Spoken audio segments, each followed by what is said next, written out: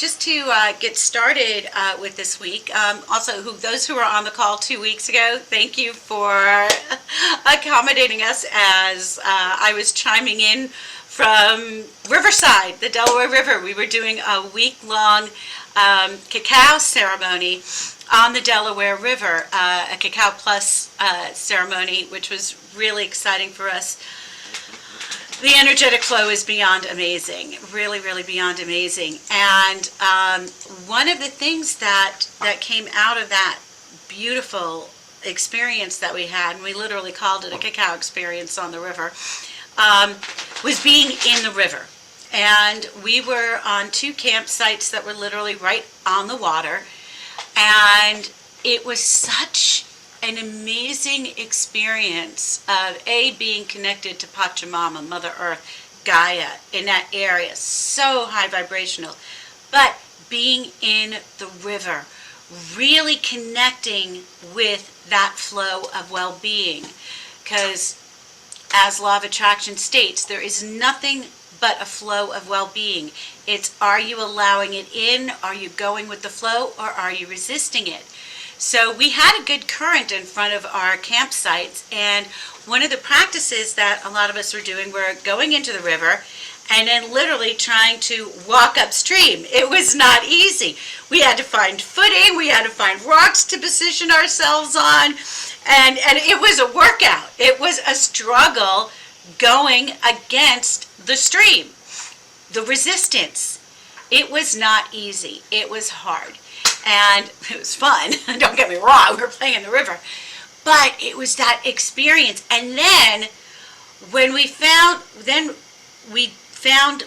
like a big rock or a footing, and we'd position ourselves with one foot, kind of poised on as the river's flowing this way. We'd get one foot poised on the rocks, kind of go into a warrior 2 pose, and then eventually really feel what it was like to become one with the flow. And then we could put our other rock and then lean against the river, and I swear to God, it was literally like we were flying. We were just like laying like this across the river, and the current was coming down, and we just felt like we were flying on top of it. And for us, it was like, okay, when you're grounded, this flow, this river, even if you may feel that some of it's adversity, you could just fly on top of it. And we were literally like, doing Superman poses and going out like this, and just as soon as we relaxed and let our bodies become one with the river, we got grounded by having our feet up against the rocks, and we were just floating on it. And you can see pictures on my Facebook page. I'll put the link to that up, and also, there'll be links at the end. But you can literally see us doing that, like literally flying on the river. And then after that, the next experience was then to just let go and flow with it.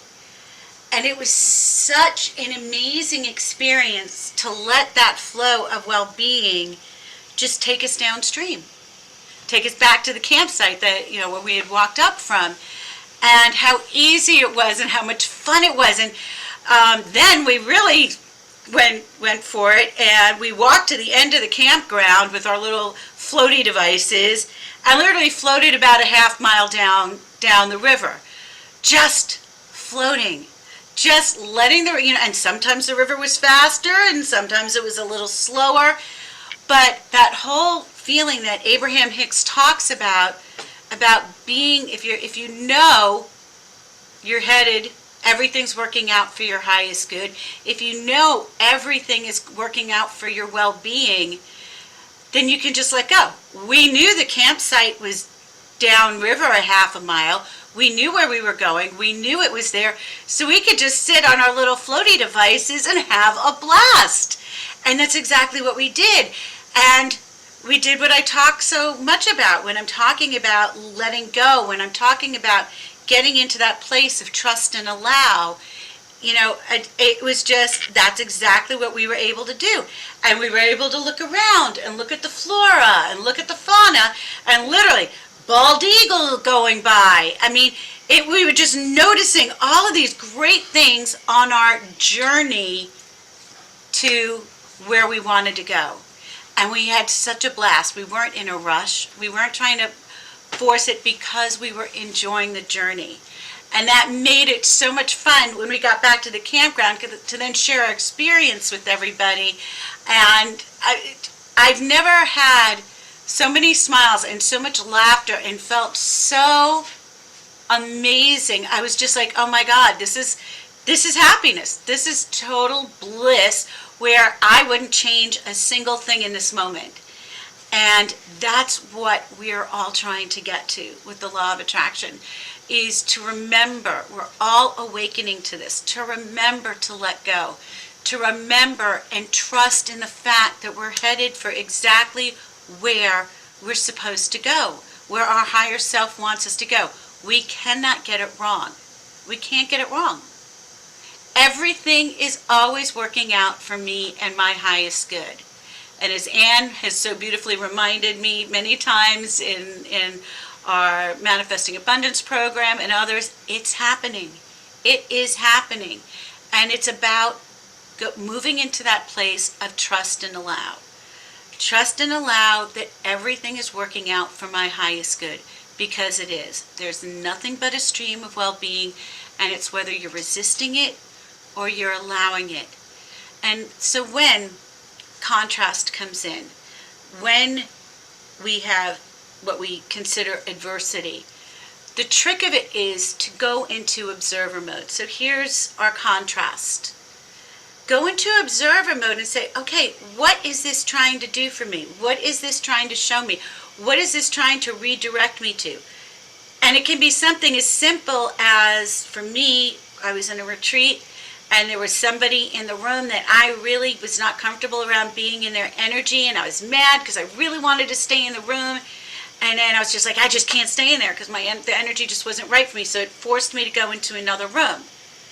And I had the most beautiful experience going into that other room all by myself. I had the most amazing downloads. That contrast gave me the clarity of redirection, sending me somewhere even better.